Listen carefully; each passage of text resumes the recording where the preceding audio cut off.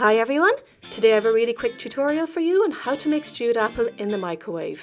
Stewed apple is a great way of using up apples. It can be frozen too, so it's real handy for making a quick apple tart or crumble. Okay folks, time to get started.